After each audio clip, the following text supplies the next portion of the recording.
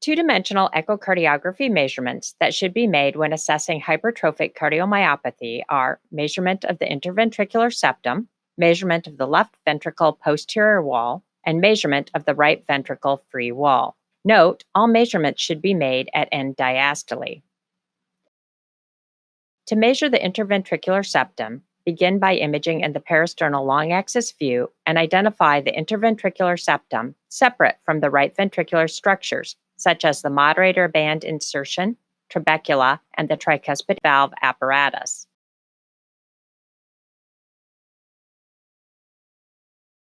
After identifying the true interventricular septum, scroll back and forth to ensure that you can see the true interventricular septum.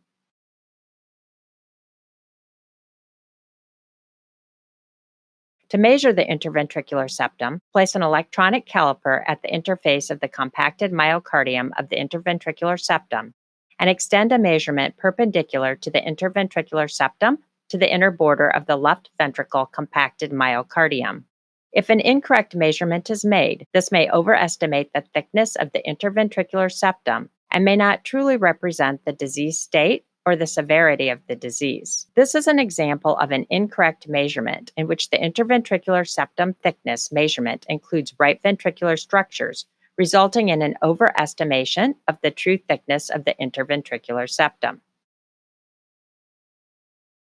This image demonstrates the correct measurement of the interventricular septum in this patient, and the measurement is 23.1 millimeters. In the center image, we can see that the ventricular structures are included in the measurement of the septal thickness. This results in overestimation of the septal thickness with a measurement of 33.9 millimeters. In this third image, the heart is imaged off-axis, resulting in the left ventricle being tipped. When the interventricular septum is measured in this off-axis view, the measurement is 20.6 millimeters and underestimates the thickness of the ventricular septum. Next, we will review measurement of the posterior wall of the left ventricle. For measurement of the left ventricle posterior wall, the caliper is placed at the interface of the compacted myocardium of the left ventricle at the level just below the tips of the mitral valve leaflet, and a line of measurement is extended perpendicular to the left ventricle cavity. The measurement is made from the interface of the left ventricle and compacted myocardium to the compacted myocardium and the pericardial wall. In this example, an incorrect measurement is made, including chordae from the mitral valve. This will result in an incorrect measurement of the posterior wall and will result in an overestimation of the wall thickness. This example compares the two measurements.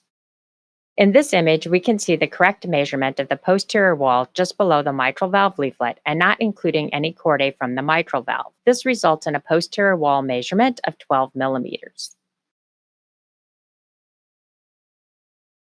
This is an example showing incorrect measurement of the posterior wall, and it is including chordae from the mitral valve. The measurement is 20.1 millimeters, so overestimating the thickness of the wall.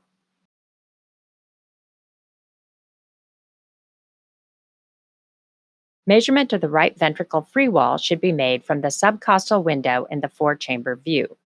The measurement is made below the tricuspid annulus at a distance approximately the length of the anterior leaflet of the tricuspid valve when it is fully open. In addition to measuring the interventricular septum, left ventricle posterior wall, and right ventricle free wall at end diastole, it may be helpful to measure and note the site of greatest hypertrophy if it is not the basal anterior septum or posterior wall. Tips for measuring accurately. One tip for measuring the interventricular septum to ensure an accurate measurement is made is to examine the septum in the parasternal short axis view and to measure it in this view as well. One can use the two views to be able to separate the interventricular septum from the right ventricle structures. Biplane mode can also be used to identify the interventricular septum and separate the right ventricle structures from the interventricular septum. Off-axis views are also problematic for making accurate measurements. When the left ventricle is oriented more vertical in position, as seen in this image, slide the transducer closer to the sternum and move up a rib space. This maneuver will align the transducer perpendicular to the left ventricle, allowing for an accurate measurement to be made. If the parasternal short-axis view is not round in appearance, the transducer may need to be moved up a rib space for the image of the left ventricle to be on axis. Movement of the transducer up a rib space and closer to the sternum will provide an image that is on axis and will allow for an accurate measurement to be made. Another imaging tip is to use an ultrasound enhancing agent, or UEA, to assist with identification of the heart walls. UEAs can help to differentiate trabeculations and allow better visualization of the apex of the heart.